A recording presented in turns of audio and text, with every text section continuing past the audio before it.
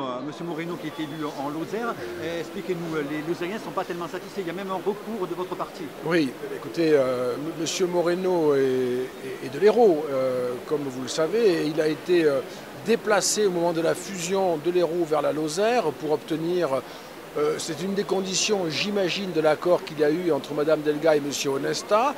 On a eu d'autres cas de ce type, on a eu des cas qui sont allés de la Haute-Garonne à l'Hérault, et donc ici de l'Hérault à la Lozère, sans aucune raison politique forte, sinon un accord électoral, ce qui signifie que la Lozère est à la fois pas représentée pour notre sensibilité, ce que je trouve choquant, et mal représentée pour la sensibilité majoritaire. Et donc la Lozère considère à juste titre, et j'approuve et je soutiens, qu'il y a là un motif d'insatisfaction. Il faut se battre pour que la Lozère soit correctement représentée. Et je comprends le recours de mon ami Pierre Morel à l'huissier pour faire en sorte que la Lozère soit mieux représentée. Il y a un vrai sujet, c'est un sujet de fond. Et le territoire est déjà, on le sait bien, on l'a beaucoup dit pendant la campagne, le territoire est suffisamment vaste. Il y a déjà en soi un problème de déséquilibre. Nous sommes ici à Toulouse, c'est la capitale, cette métropole qui représente 30% de l'économie de la grande région est déjà susceptible d'attirer beaucoup.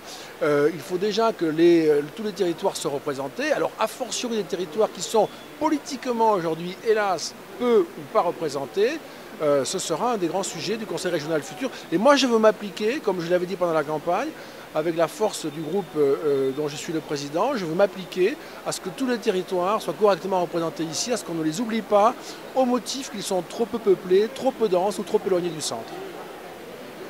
Vous l'avez dit, on est trop loin quand même. Nous, on vient de faire 4 heures de route pour venir jusqu'ici. C'est pareil pour les Gardois. Il va y avoir des déménagements incessants entre Toulouse et Montpellier. Il n'y aura pas d'économie.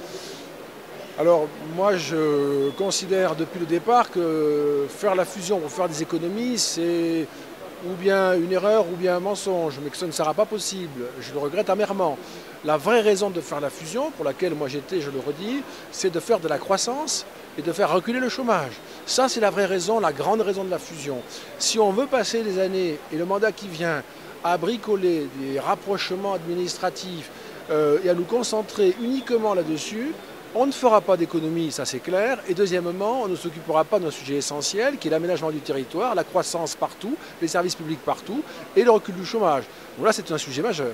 Un dernier mot, vous êtes arrivé en première position au premier tour et en seconde position au second tour en Lozère.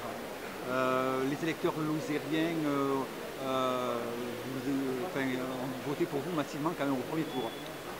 Dans l'Aveyron, c'est pareil. L'Aveyron et la Lozère sont les deux départements où au premier tour, je suis premier. Je suis heureux pour mon département natal, l'Aveyron, où d'ailleurs je progresse de 2 points par rapport à 2010. Et en Lozère, bien sûr, j'ai été très heureux de recueillir ce soutien.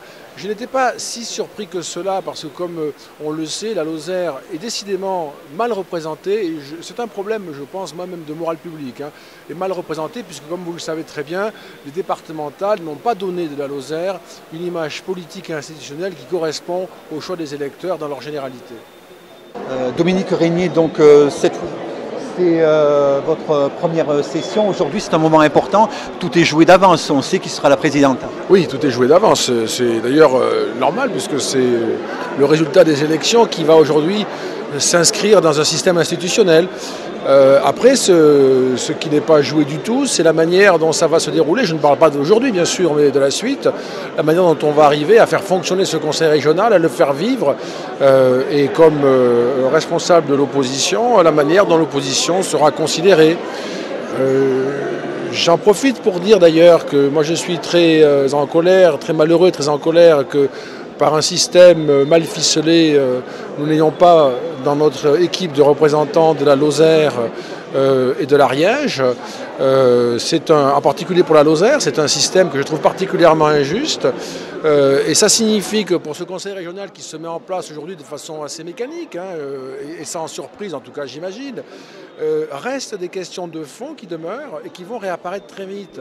Notamment comment assurer ensemble, ça avait été une de mes préoccupations pendant la campagne, la représentation juste de tous les territoires, quels qu'ils soient dans notre grande région, comment s'assurer qu'une partie de nos territoires ne va pas sortir du radar politique, être oubliée parce que trop loin, parce que trop peu nombreux, trop peu denses, être oubliés par les élus que nous sommes. Moi, j'y veillerai.